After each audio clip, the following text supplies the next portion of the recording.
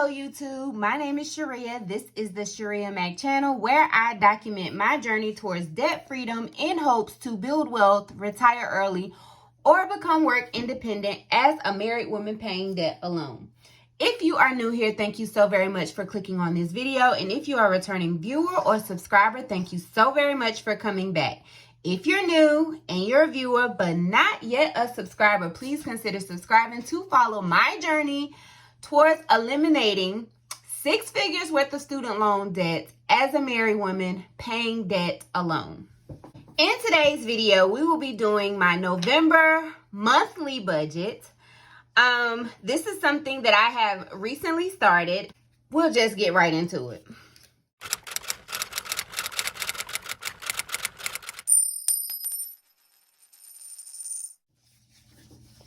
So, if you've been following me for a while, you know that I recently opened my own private practice as a licensed clinical social worker with a goal to go into full-time self-employment within 3 years. 1 to 3 years, 1 year being ideal, 3 years being the absolute maximum amount of time I plan to continue to work a W-2 job and work for myself building my business.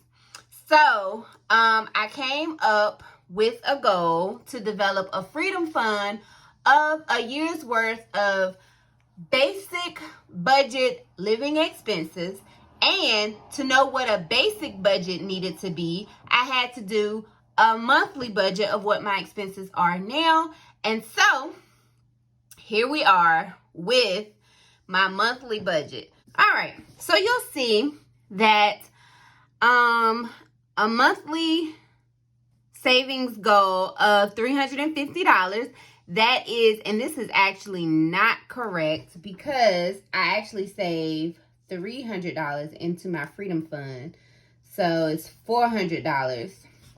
So monthly I save at the minimum $400. That's broken down into $100 per month going into my Christmas sinking fund, and then $300 per month or $150 per pay period going towards my freedom fund for a minimum monthly savings of $400.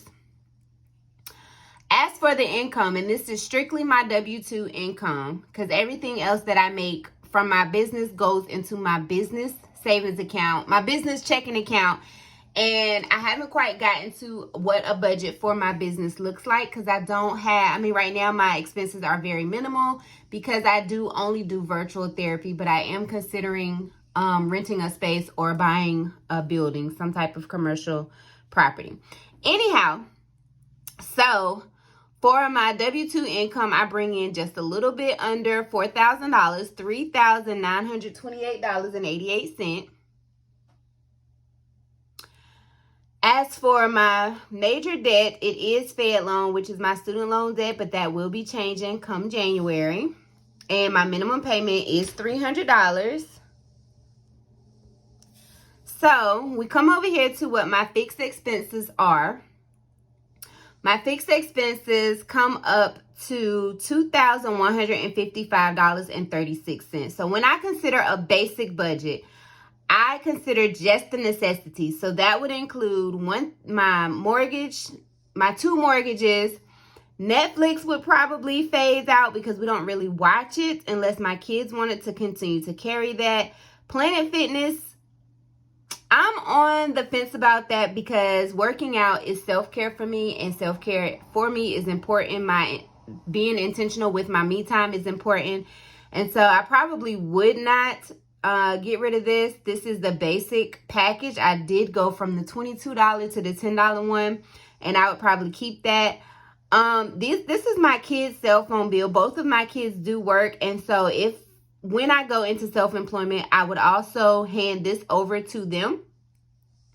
Best Buy will be eliminated. And so then we have my cell phone bill. I may consider going down to a lower package to cut those because right now that is the amount I pay for unlimited everything. But if I'm at home and I have Wi-Fi, I wouldn't necessarily need unlimited. So that would probably be reduced. Life insurance is $133.26. Amazon would definitely go if when I go into self-employment. I am diligently working on eliminating my student loans, and I do have a video explaining how I plan on having my student loans eliminated or paid in 3 years when I walk into full-time employment. And then Apple storage is $9.99, and I don't really see that being an expense that I can get rid of unless I buy me a camera, which is something that I am considering. As for November, the variable expenses that I did not write down are one, my son's birthday, and that is on 11/2. And I will say that we will budget about $100 for that. And then Thanksgiving, and this is really just me. I'm not really into decorating because I am on this journey. But this is just whatever my contribution towards Thanksgiving dinner is. And I'm thinking it'll be about $100. So that is $200. So if we subtracted the expenses that I would definitely take out of my budget when I become full-time entrepreneurship and my business is not making a comparable salary. So $21.55.36 minus $13.87. That equals $2,141. Then we will subtract the $29 because Best Buy is definitely going to be gone. Then we would subtract $145.23 because I would give that responsibility onto my kids. And then we would subtract Netflix. So that would bring my budget down to $1,948.06. We will just put this over in parentheses. 948.06. Then if we come down to cash envelopes and sinking funds. So right now on a monthly budget, we do $200 in groceries, and that's $200 that I contribute and then $200 that my husband contributes. So it's $400 total. Gas is about $200. It is costing me right now $50 a week to fill up my tank. Sometimes it's like $54, but you know. And then spend would definitely come out of my budget or would be decreased down to maybe $25 a month, or possibly no spend money at all. Offering is $55 per pay period, so $110 per month.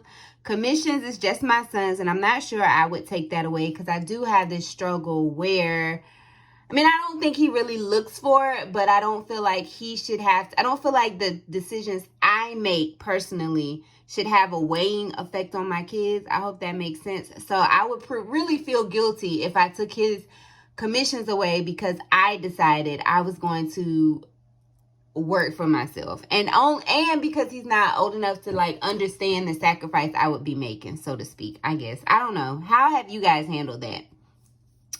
Beauty, which is my nails, would definitely go. Dining out would definitely go. And home essentials, it's nothing in this budget, but that's things that I consider like deodorant, toothpaste, paper towels, tissue, stuff like that.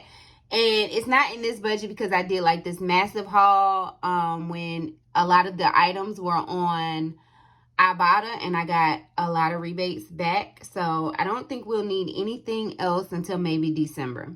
But on a monthly basis, I would budget maybe $100 for the month for home essentials. So that totals $795. If I took this down to the bare minimum, like I said, $200 would come out. $795 minus the $200 would equal $595, and then minus $75.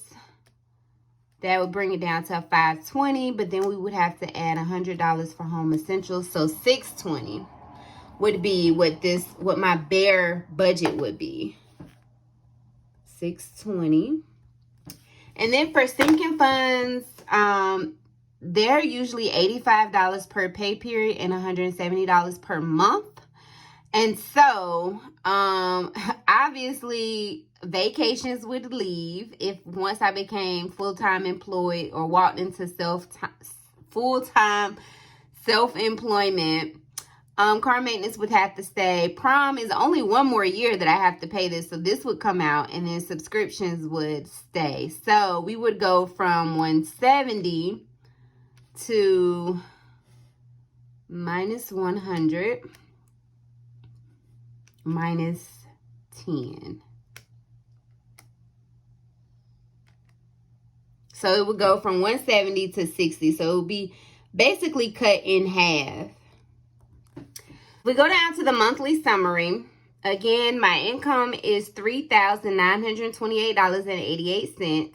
For me to keep this budget to go into full-time self-employment, I would need to be making about $4,000. But then you add on what I would have to pay in health insurance as a self-employed individual. I'm assuming it'll be about $1,000. So technically, I would need to make about $5,000 to walk into full-time self-employment. Savings is $400, and I don't think I would cut any of my savings when I go into full-time employment. Expenses are $2,155.36. Sinking funds $170. Envelopes $795.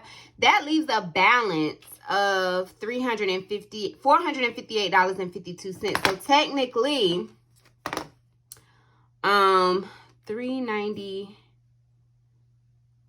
$39.28 minus 88 minus 458.52.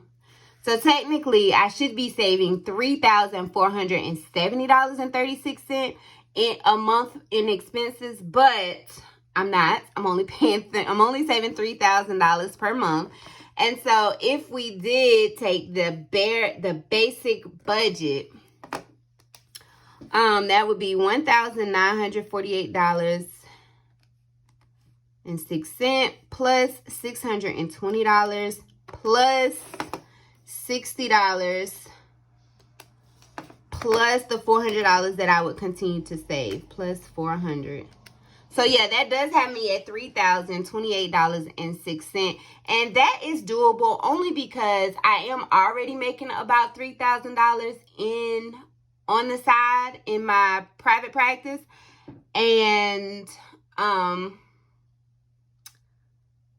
so obviously I would have a comparable amount of income, if that makes sense, but I just am not at the point that I'm ready. I would feel much more secure if I had eliminated some additional expenses before going into full-time self-employment. And even if I don't have a full 12 months worth of living expenses or basic budget living expenses in my Freedom Fund, 6 months would also give me a sense of security if I'm continuing to make at least $3,000, but ideally I would like to make $6,000 a month as in full-time self-employment. So this is my monthly budget along with my self-employment budget should I go in that direction. And technically this would have been this really would have been a good developing my self-employment budget would have been a good separate video. But if you have any questions about that, and I didn't think about that until just now, but if you would like to see like that separated out into its own video, if you are looking to go into full-time self-employment, let me know down in the description box. In the comment section below.